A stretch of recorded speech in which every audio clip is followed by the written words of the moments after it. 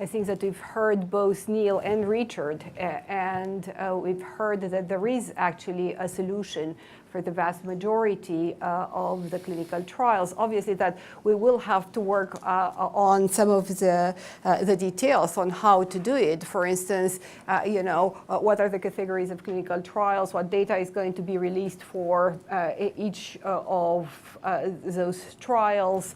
Obviously, we have heard, Richard, that we will have to work with the multiple stakeholders, with the patients, with the companies, to find this right balance. So I don't think that that is the question. And within the initiatives that we are developing, a large part of the new projects are targeting exactly that part of regulatory sciences where we have the opportunity to fund academic investigators, small enterprises, large industries coming with their own funding in the context of Innovative Medicine Initiative and putting forward regulatory questions.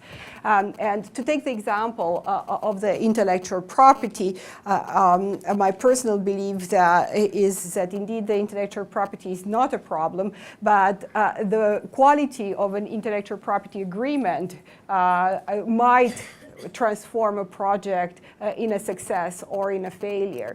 Also, we were talking about how things are protected, and I'm not talking exclusively about intellectual property. Obviously, the value of those documents and what is released and what is kept confidential is what would make the difference. And I think that what we are trying to foster through the Innovative Medicine Initiative and through our international consortia is this work where the stakeholders can come together, address one by one these issues, have very systematic working groups where each of these elements is looked at from the various points of view, and then a solution that fits the multiple stakeholders is put forward.